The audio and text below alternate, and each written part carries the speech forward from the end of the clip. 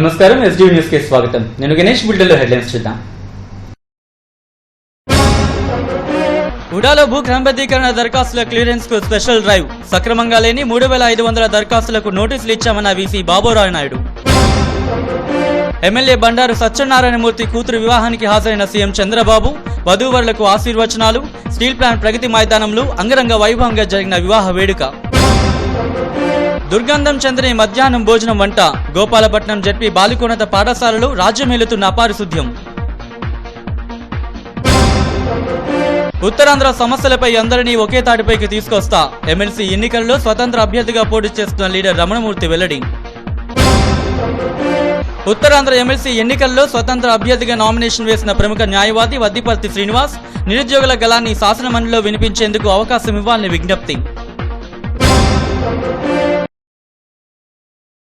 ఇక డీటెయిల్స్ లోకి వస్తే ఉడాలో ఎప్పటి నుంచో పెండింగ్ లో ఉన్న భూ క్రమబద్ధీకరణ పథకం దరఖాస్తులలో ఎట్టకేలకు కదలిక వచ్చింది. సుమారు 10 ఏళ్ల క్రితం భూ క్రమబద్ధీకరణ కోసం దరఖాస్తు చేసుకున్నారు. ప్రభుత్వం నుంచి గ్రీన్ సిగ్నల్ కూడా రావడంతో యుద్ధ ప్రాతిపదికన దరఖాస్తులు పరిశీలించే కార్యక్రమాన్ని ఉడా వీసీ బాబురావు నాయుడు చేపట్టారు. ఇప్పటికే కొన్ని దరఖాస్తులు క్లియర్ చేయగా అభ్యంతరాలున్న 3500 దరఖాస్తుదారులకు నోటీసులు జారీ చేశారు. వీరంతా ఈ నెల 20 తేదీలోగా తమ అభ్యంతరాలకు సంబంధించిన సర్టిఫికెట్లు సమర్పించాలని వీసీ బాబురావు నాయుడు కోరారు. వాస్తవంగా ఈ నెలాఖరు వరకు గడువు ఉన్నప్పటికీ ముందుగానే తమ సర్టిఫికెట్లు సమర్పించి దరఖాస్తులు క్లియర్ చేసుకోవాలని సూచించారు. అయితే ఉడా మాస్టర్ ప్లాన్ లో కూడా కొంతమంది లేఅవుట్లు వేశారని వారికి కూడా నోటీసులు అందించినట్లు తెలిపారు. భూ క్రమబద్ధీకరణకు ప్రభుత్వం ఇచ్చిన గడువులోగా పూర్తి చేసుకోవాలని సూచించారు. ఎల్ఆర్ఎస్ దరఖాస్తుల పరిశీలనకు 6 బృందాలను నియమించి రేయింబావులు పనిచేస్తున్నట్లు తెలిపారు. ఇదొక స్పెషల్ డ్రైవ్ గా చేస్తున్నట్లు తెలిపారు. కొన్ని కారణాల వల్ల ఉంది. దానివల్ల మనం గత 2 రోజుల నుండి స్పెషల్ డ్రైవ్ పెట్టించి మనం ఈరోజు 6345 అప్లికేషన్స్లో ఇప్పటి వరకు 2300 అప్లికేషన్స్కి షార్ట్ ఫాల్ గమనించి గుర్తించి పలానా డాక్యుమెంట్స్ ఉండడం వల్ల వాళ్ళు గుర్తించి వాళ్ళకి నోటీస్ ఇష్యూ చేయడం జరిగింది. వాళ్ళకి వెంటనే మనం కోరుకునేది ఏంటంటే 20 తారీఖు లోపు వాళ్ళు ఏమైనా షార్ట్ ఫాల్స్ మాకు ఇవ్వగలిగితే అది వెంటనే మేము అది 25 లోపు అది కూడా అప్రూవ్ చేసేటువంటి పరిస్థితి ఉంది. అది కాకుండా మనం ఈరోజు చాలా ఒక 400 అప్లికేషన్స్ రిజెక్షన్స్ వచ్చాయి. కారణం ఏంటంటే మాస్టర్ ప్లాన్ రోడ్ వైలేషన్స్ కానీ గవర్నమెంట్ ల్యాండ్లో కానీ అప్రోచ్ రోడ్ లేకపోవడం కానీ కొన్ని కారణాల వల్ల మనం అది రిజెక్షన్ చేస్తాం. అలాగే ఇంకా బ్యాలెన్స్ ఒక 3500 అప్లికేషన్స్ ఉన్నాయి. ఇప్పుడు 20 తారీఖు లోపు ఇవన్నీ కూడా మేము ప్రాసెస్ చేసి స్క్రూటినీ చేసి సంబంధిత వాళ్ళకి పంపిస్తాము. వాళ్ళు కూడా ఒక వారం రోజులు టైం ఇచ్చి ఏదైనా ఉంటే వాళ్ళు కూడా 26 లోపు మాకు ఇవ్వగలిగితే మేము అన్ని కూడా మనం చేసి పెడతాం. ఏదైనా ఉన్నా కూడా గవర్నమెంట్ దృష్టిలో తీసుకెళ్లి ఏమైనా ఎక్స్టెన్షన్ కూడా తీసుకునే పరిస్థితి ఉంది. కాబట్టి దయచేసి ఎల్ఆర్ఎస్ అప్లికేషన్ పెట్టుకున్నటువంటి వాళ్ళందరూ కూడా ఇది గుర్తించి నోటీస్ వచ్చిన వాళ్ళందరూ మాకు 20 తారీఖు లోపు ఇవ్వగలిగితే, అలాగే 20 తారీఖు లోపు కొన్ని అప్లికేషన్స్ బ్యాలెన్స్ అప్లికేషన్ ప్రాసెస్ చేసి అది కూడా 26 లోపు ఇవ్వగలిగితే మేము అన్ని కూడా. పెందుర్తి ఎమ్మెల్యే బండారు సత్యనారాయణమూర్తి పెద్ద కుమార్తె హాసిని వివాహం అంగరంగ వైభవంగా జరిగింది. స్టీల్ ప్లాంట్ ప్రగతి మైదానంలో జరిగిన వివాహానికి ముఖ్యమంత్రి చంద్రబాబు హాజరై నూతన వధూవరులను ఆశీర్వదించారు. సీఎంతో పాటు కేంద్ర రాష్ట్ర మంత్రులు ఎమ్మెల్యేలు హాజరయ్యారు. వెలగపూడి నుంచి విశాఖ చేరుకున్న రోడ్డు మార్గాన వివాహ వేదిక వరకు చేరుకున్నారు. సీఎం రాకతో పెళ్లి వేడుక కోలాహలంగా మారింది. సీఎం జనంతో మమేకమయ్యారు. అందరినీ పలకరిస్తూ ఆయన ముందుకు సాగారు. జిల్లా మంత్రులు గంటా, అయ్యన్న, ఎంపీ ముత్యంశెట్టి శ్రీనివాస్, ఎమ్మెల్యేలు పీలా గోవింద సత్యనారాయణ సీఎం వెంట ఉన్నారు. ఎమ్మెల్యే బండారు సత్యనారాయణమూర్తి సీఎంకు స్వాగతం పలికి వేదిక వద్దకు తీసుకెళ్లారు. అనంతరం నూతన వధువులను సీఎం ఆశీర్వదించారు. ముఖ్యమంత్రి రాక సందర్భంగా భారీ బందోబస్తు ఏర్పాట్లు చేశారు.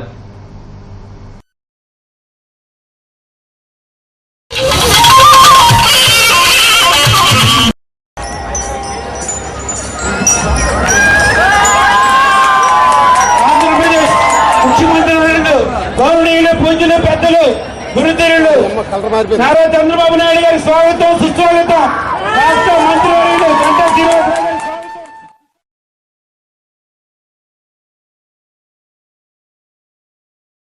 గోపాలపట్నంలోని జెపీ బాలికోన్నత పాఠశాలలో వంటశాల పరిసరాలు చెత్త చెదరలతో నిండిపోయాయి.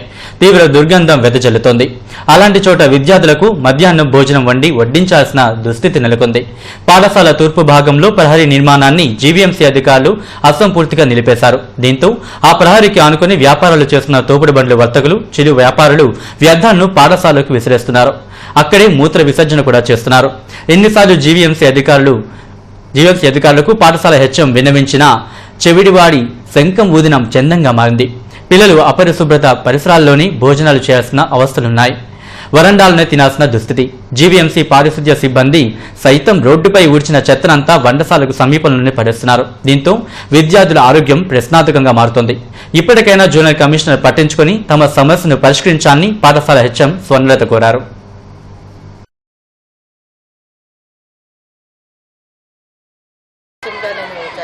నా పేరు స్వర్ణలత. ఈ హై స్కూల్ చుట్టూ ఉన్న ప్రాంగణంలో ముందు తూర్పు వైపు ఉన్న భాగంలో జీవీఎంసీ వాళ్ళు ఒక గోడ సగం కట్టి వదిలేశారు. ఆ ఫుట్పాత్ మీద ఆక్రమించిన ఆ దుకాణాలదారులందరూ కూడా చెత్త చెదారాలన్నీ కూడా మా వంటగది వైపు వేసేస్తున్నారు. అక్కడే వంటలు వండుతున్నారు, వాళ్ళు చెత్తలు వేస్తున్నారు. కాబట్టి దీనివల్ల చాలా అనారోగ్యం పాలైపోయే పరిస్థితులు ఏర్పడుతున్నాయి. ఆహార పదార్థాలు కలుషితం అయిపోయే పరిస్థితి కూడా ఏర్పడుతుంది. ఈ విషయం గురించి జీవీఎంసీ అధికారులకి, కమిషనర్ గారికి ఎన్నిసార్లు విన్నవించుకున్నా ఆ గోడను కట్టి మాకు రక్షణ కల్పించట్లేదు, ఆ దుకాణదారులని ఎత్తివేయించట్లేదు. దీని గురించి మా పిల్లలు కానీ మేము కానీ చాలా ఇబ్బందులు పడుతున్నాం. టాయిలెట్స్ కూడా చేస్తున్నారు. అక్కడ నైట్ టైము పారిశుద్ధ కార్మికులు అవన్నీ తుడిచి ఆ చెత్త కూడా వాళ్ళు అందులోకి వేసేస్తున్నారు. భయంకరమైన పరిస్థితి. దోమలు, ఈగలు, చెత్త చెదారం ఇదంతా కూడా మేము భరించలేకపోతున్నాం. పిల్లలు అనారోగ్యం.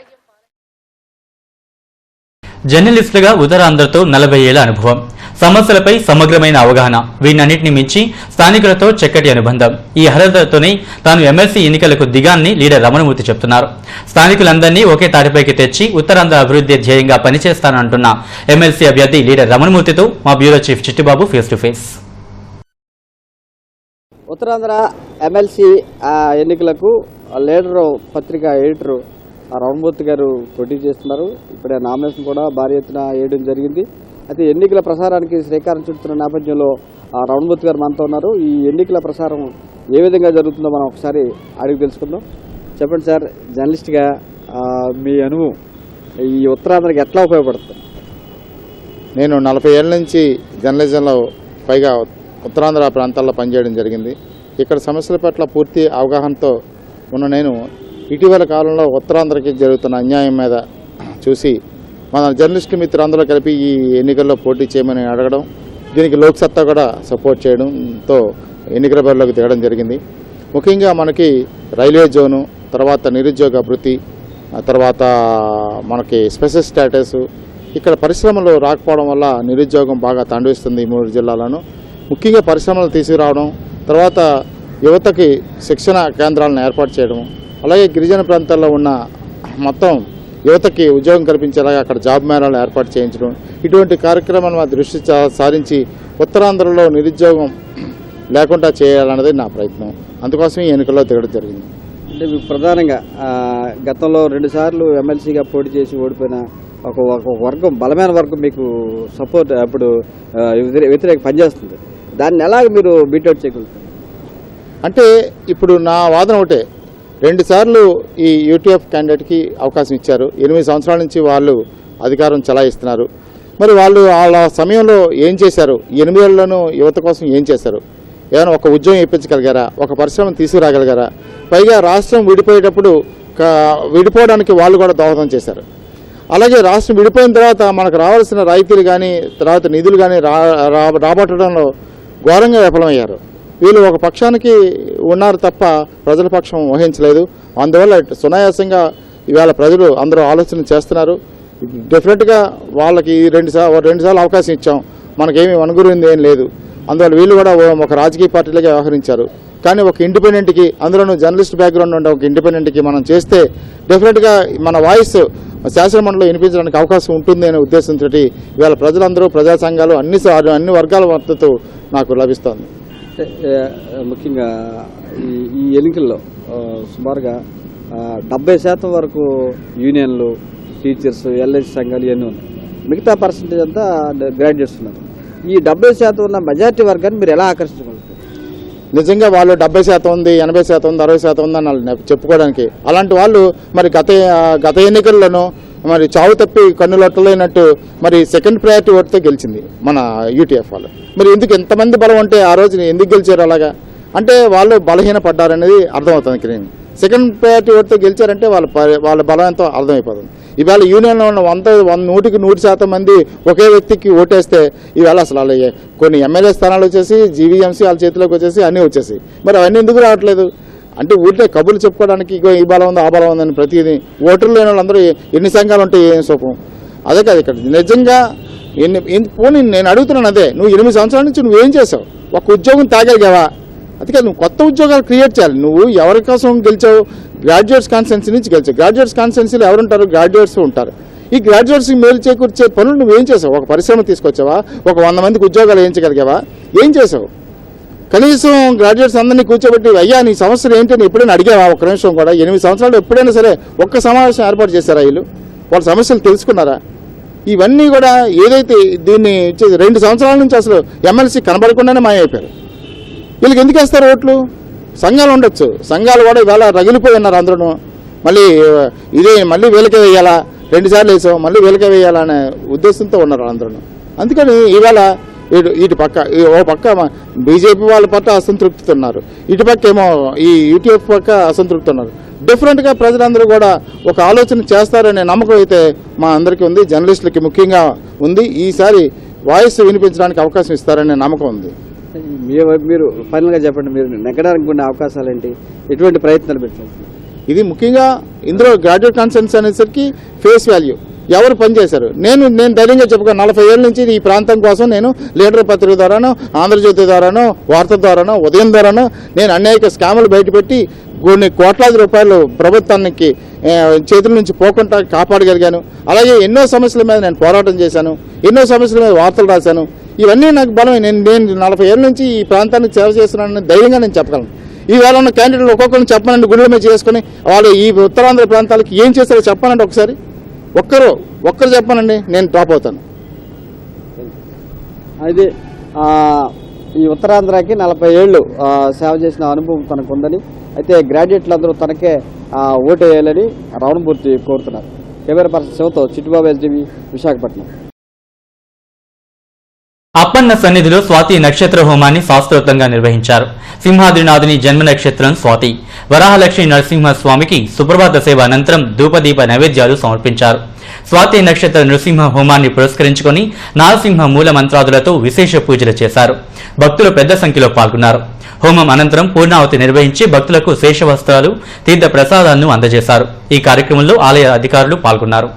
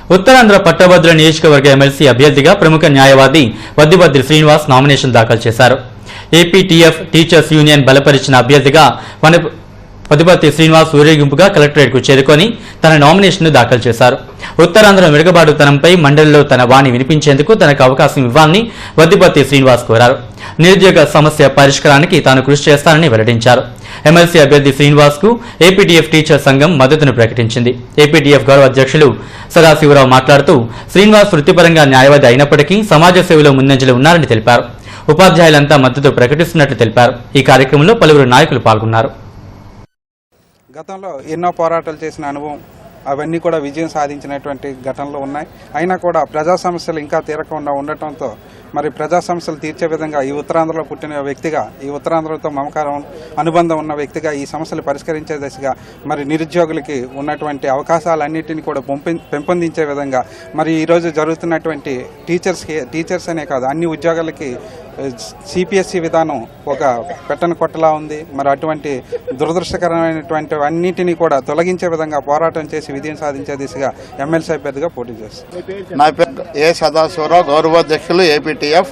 వజ్రపర్తి శ్రీనివాస్ గారు వృత్తిరీత్యా లాయర్ అయినప్పటికీ కూడా ప్రవృత్తిరీత్యా ఆయన అనేక పోరాటాల్లో మాతో పాటు, అది కాకుండా వెనుకబడిన వర్గాలతో పాటు అనేక పోరాటాల్లో పాల్గొన్నటువంటి వ్యక్తి, ఉత్తరాంధ్ర ఉద్యమాలతో సంబంధం ఉన్న వ్యక్తి కాబట్టి వెనుకబడి ఉన్నటువంటి ఉత్తరాంధ్రని తాలూకా వాయిస్ని తీసుకెళ్ళగలగడనే ఉద్దేశంతో ఏపీటీఎఫ్ పరంగా మేము సపోర్ట్ చేయడం జరుగుతుంది.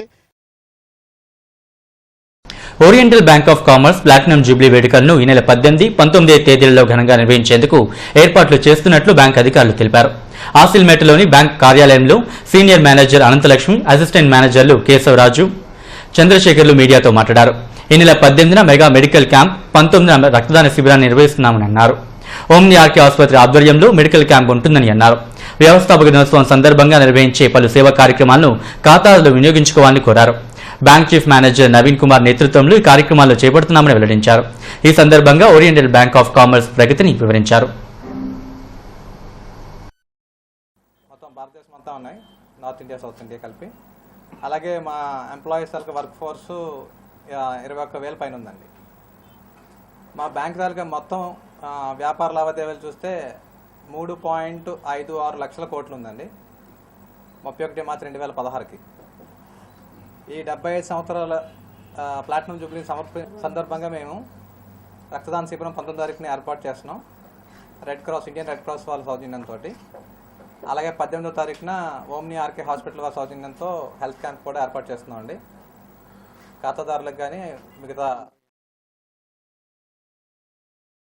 పూనా మార్కెట్లోని దుర్గాలమ్మ అమ్మవారి వార్షిక జాతర మహోత్సవాలు వైభవంగా ప్రారంభమయ్యాయి. ఇందులో భాగంగా శుక్రవారం నాడు రాత మహోత్సవాన్ని వైభవంగా నిర్వహించారు. ఆలయ భానురాజుతో పాటు టీడీపీ వార్డు కమిటీ అధ్యక్షుడు బొత్స రామరెడ్డి, పాలక మండలి నేతలు మున్నం బాలాజీలు పాల్గొని పూజలు నిర్వహించారు. మహాశివరాత్రి మహోత్సవాల్లో భాగంగా ఈ నెల 24న ప్రత్యేక పూజలు, 25న అమ్మవారి జాతర మహోత్సవం ఉంటుందని తెలిపారు. ఈ కార్యక్రమాలను భక్తులు జయప్రదం చేయాలని కోరారు.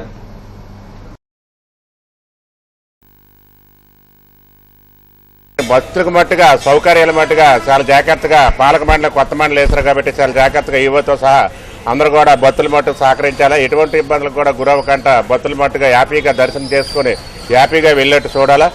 ఇటువరకైతే ఇటువైతే ఆనవాయితీలు జరుగుతున్నాయో ఈసారి కూడా ఆనవాయితీ ప్రకారంగా జరగాల. పోలీస్ కోఆపరేషన్ కూడా ఉండాలి మనకి ఇక్కడ, ఎందుకంటే ట్రాఫిక్ ఇబ్బంది కాబట్టి ట్రాఫిక్ లెటర్ కూడా ఇమీడియట్ పెట్టాలా.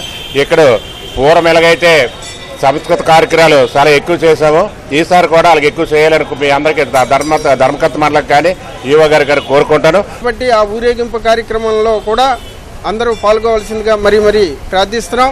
ఆ ఊరేగింపు కార్యక్రమంలో కూడా విచిత్ర వేషాలు, పులి వేషాలు, ఇతర సాంస్కృతిక కార్యక్రమాలన్నీ కూడా చేస్తున్నాం. కాబట్టి ఆ 23వ తారీఖున జరగబోయే కార్యక్రమాన్ని కూడా భక్తులందరూ దయచేయాలి. అదేవిధంగా 24ని మహాశివరాత్రి పర్వదినం. మహాశివరాత్రి పర్వదినంలోనే మన అమ్మవారికి ప్రత్యేకమైన జాతర ఉత్సవం జరుగుతుంది. డ్వాక్రా సంఘాల అభివృద్ధిలో రిసోర్స్ పర్సన్స్ పాత్ర కీలకమని జీవీఎంసీ ఈసీడీ విభాగం పీడీ రాంబాబు అన్నారు. 6 వార్డులకు సంబంధించి ఆర్పీలకు గాజ్వాక జోనల్ కార్యాలయంలో శిక్షణ నిర్వహించారు. సంఘాలను బలోపేతం చేస్తూ ఆర్పీలు మరింతగా పనిచేయాలని కోరారు. పొదుపు మార్గంలో నడిపించడంతో పాటు అభివృద్ధి సాధించే విధంగా తీర్చిదిద్దాని అన్నారు. ఈ కార్యక్రమంలో శాంతికుమార్ తదితరులు పాల్గొన్నారు. 10 నుంచి 20 గ్రూపులు 15 గ్రూపులకు సంబంధించి మీరు ఒక్కొక్క దానికి రిప్రజెంటేటివ్ గా మీరు వచ్చినందుకు మీరు అందరూ కూడా ప్రతి ఒక్క యాక్టివిటీ మనకి దగ్గర మన బ్యాంక్ లింకేజ్ అయితేనేవి, క్యాప్ లింకేజ్, అలాగే ఎల్హెచ్ యూనిట్స్ అంటే లైవ్లీహుడ్ యూనిట్స్ సంబంధించి మాస్ అంటే మీకు తెలుసు కదా అందరికీ. సో మాస్ మహిళా ఆరోగ్య సమితికి సంబంధించి వాళ్ళకి హెల్త్ క్యాంప్స్ కండక్ట్ చేసుకోవడం అనేది ఏం చేస్తున్నారు, ఇంకెన్ని చేయాల్సింది మనం. అలాగే మన బ్యాంక్ లింకేజ్ అన్నింటిలో కూడా మేము చాలా చక్కగా చేసుకున్నాం అనే వరకు. ఇంకా రిలయన్స్ ఫౌండేషన్ వెదర్ రిపోర్ట్ చూద్దాం. ఫిబ్రవరి 18 గాలి వేగం ఉదయం సాయంత్రం 16 నుండి 18 కిలోమీటర్లు, రాత్రి 8 నుండి 10 కిలోమీటర్లు ఉండవచ్చును. గాలి దిశ ఉదయం వాయవ్య దిశగా, సాయంత్రం ఈశాన్య దిశగా, రాత్రి ఆగ్నేయ దిశగా ఉండవచ్చును. అలల ఎత్తు ఉదయం సాయంత్రం రాత్రి 5 నుండి 6 అడుగులు ఉండవచ్చును. ఆకాశం ఉదయం సాయంత్రం రాత్రి పాక్షికంగా మేఘావృతమే ఉండవచ్చును. మత్స్యకారులకు సూచన. ఇంకోయిస్ వారి గణాంకములను బట్టి రాగల 2 రోజులు సముద్ర వాతావరణం సాధారణ పరిస్థితుల్లో కొనసాగుచున్నది కావున మత్స్యకారులు వేటకు వెళ్లవచ్చును. విశాఖ జిల్లా రైతులకు జిల్లా పశుసంవర్ధక శాఖ మరియు రిలయన్స్ ఫౌండేషన్ వారి సమాచారం. ఆంధ్రప్రదేశ్ రాష్ట్రం గాలికుంటు వ్యాధి రహిత రాష్ట్రముగా ప్రకటించబడింది. మార్చి 18 వరకు సుమారు 87 లక్షల పశువులకు ప్రతి గ్రామంలో ఉచితంగా టీకాలు వేయుటకు రాష్ట్ర పశుసంవర్ధక శాఖ వారు నిర్ణయించారు. కావున పశు పోషకులందరూ ఈ అవకాశమును సద్వినియోగించుకుని తమ పశువులకు గాలికుంటు వ్యాధి నిరోధక టీకాలు వేయించవలసిందిగా రాష్ట్ర పశుసంవర్ధక శాఖ వారు కోరుచున్నారు. ఈ సమాచారం విన్న రైతులకు రిలయన్స్ ఫౌండేషన్ వారి ధన్యవాదములు. వాతావరణ సమాచారమును ఇంకోయిస్ మరియు యాక్యువెదర్ నుండి స్వీకరించడం జరిగినది. మీరు మరింత సమాచారం కొరకు రిలయన్స్ ఫౌండేషన్ వారి టోల్ ఫ్రీ నెంబర్ 1800-419-8800 నందు సంప్రదించవచ్చును. ఇక బులెటిన్ ముగించేందుకు హెడ్లైన్స్ మరోసారి చూద్దాం. ఉడాలో భూ క్రమబద్ధీకరణ దరఖాస్తుల క్లియరెన్స్ కు స్పెషల్ డ్రైవ్. సక్రమంగా లేని 3500 దరఖాస్తులకు నోటీసులు ఇచ్చామన్న వీసీ బాబురావు నాయుడు. ఎమ్మెల్యే బండారు సత్యనారాయణమూర్తి కూతురు వివాహానికి హాజరైన సీఎం చంద్రబాబు, వధూవరులకు ఆశీర్వచనాలు. స్టీల్ ప్లాంట్ ప్రగతి మైదానంలో అంగరంగ వైభవంగా జరిగిన వివాహ వేడుక. దుర్గంధం చెందని మధ్యాహ్నం భోజనం వంట. గోపాలపట్నం జడ్పీ బాలికోన్నత పాఠశాలలో రాజ్యమేలుతున్న అపారిశుద్ధ్యం. ఉత్తరాంధ్ర సమస్యలపై అందరినీ ఒకే తాటిపైకి తీసుకొస్తా. ఎమ్మెల్సీ ఎన్నికల్లో స్వతంత్ర అభ్యర్థిగా పోటీ చేస్తున్న లీడర్ రమణమూర్తి వెల్లడి. ఉత్తరాంధ్ర ఎమ్మెల్సీ ఎన్నికల్లో స్వతంత్ర అభ్యర్థిగా నామినేషన్ వేసిన ప్రముఖ న్యాయవాది వద్దిపర్తి శ్రీనివాస్ నిరుద్యోగుల గళాన్ని శాసనమండలిలో వినిపించేందుకు అవకాశం ఇవ్వాలని విజ్ఞప్తి. ఇప్పటివరకు న్యూస్ అప్డేట్స్, మరిన్ని వార్తా విశేషాల కోసం చూస్తూ ఉండండి SDV న్యూస్.